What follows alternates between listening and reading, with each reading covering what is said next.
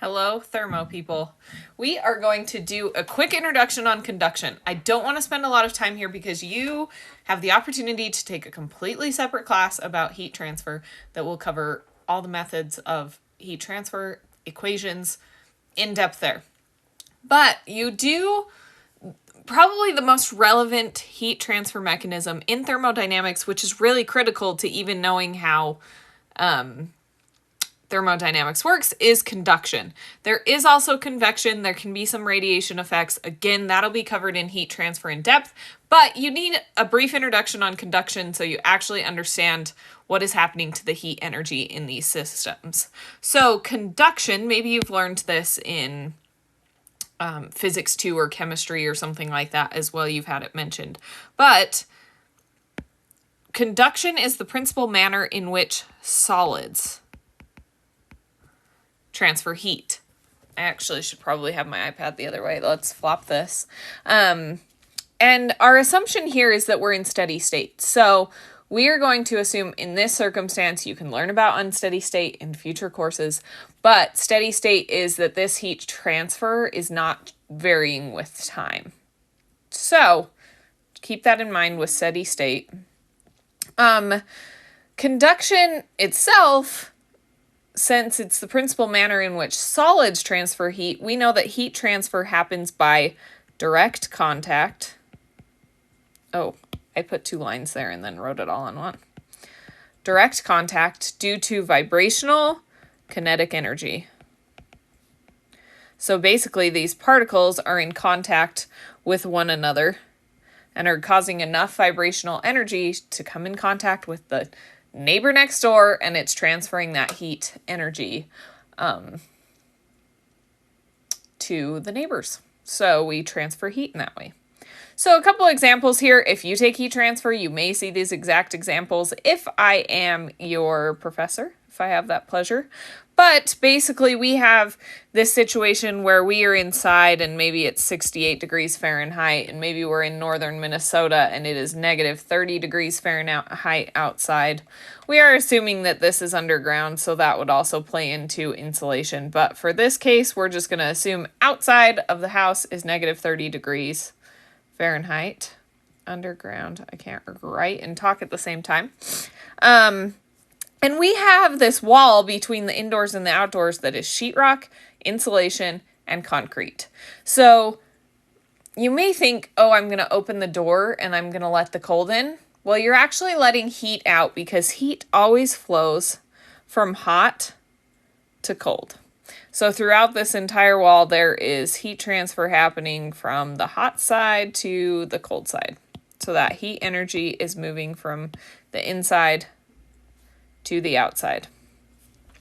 And that's conduction because all of these layers are in contact with one another. This one's in contact with this one. This one's in contact with this one. The air on this side, which that starts to be convection, but we do have some conduction from the particles on this side to the wall as well. So there you go. We have an example of conduction. Layers through of a wall. There's heat transfer through those. Let's do this pan situation. So we have some sort of heating element here. Let's say it's at, like, I guess we should point to here. This is like our coils here. So our coils are heating up to, say, 350 degrees Fahrenheit. And the pan is at room temperature, which is 68 degrees Fahrenheit. And this water, we just got it from the tap in Minnesota, so it's 37 degrees Fahrenheit. And we are going to have conduction from this pan touching this heating element. And then we're going to start to have conduction from this pan into the fluid that is touching the pan. Not that stuff just out here in the middle. We start to get into convection and a small amount of conduction there with particles running into each other. But we do have from this pan to those particles that are touching, we have quite a bit of conduction. And that's how we start to heat up that fluid. So there's your 2 examples of conduction.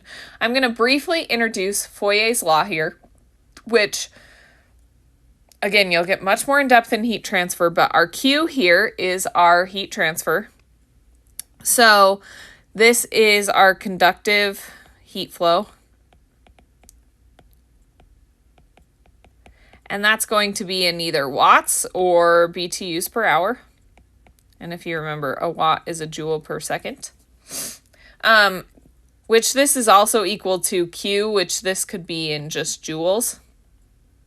And then your time is going to be in seconds.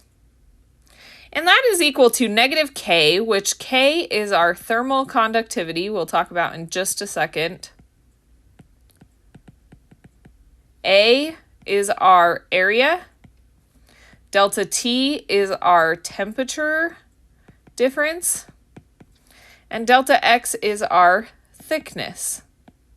Now, we're not going to talk about a lot of these relationships here. You can kind of figure out what's directly proportional to what's inversely proportional to what, how do our units work out, that sort of thing.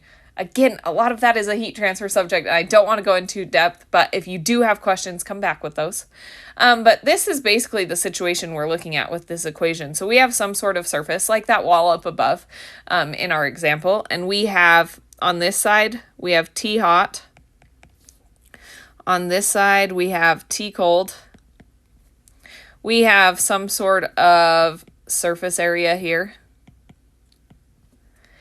And we have some sort of Q working through this. We have some sort of heat flow that is moving through our wall from hot to cold.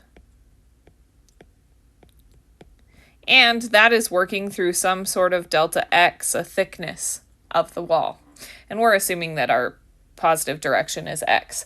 And that's where your negative is going to come into this equation up above, because this depends on whether you're working left to right. If you're going from position 1 to position 2, you are just going to want to find Q in terms of moving from hot to cold. So if you assume this is situation 1 and this is situation 2, usually with delta T, we look at T2 minus T1, which is then why you would need K to be negative. But if you're looking at delta T being T hot minus T cold, K is positive in that case. So think about that direction, how you need it, but we ultimately want Q to be assuming that we are moving from hot to cold, because we are. So K, what is that K? We said it was that thermal conductivity. And what does that mean? It's really just a measure of a material's ability to conduct heat. So if something is a really good conductor, it's going to have a high thermal conductivity. But if it's a really good insulator, it's going to have a really low thermal conductivity. So that's your basis of conduction. Very brief, just know that it's moving. I mean, heat is always moving. Heat transfer is always happening from hot to cold. And in this case, conduction is direct contact. So direct contact of air with a wall like sheetrock with that insulation, your hand touching a desk, that sort of thing, that direct contact.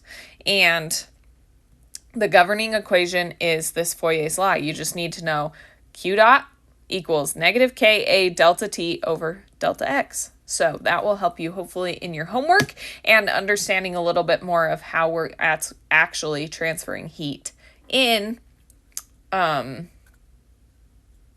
thermodynamic situations. Lost my train of thought there, but there you go.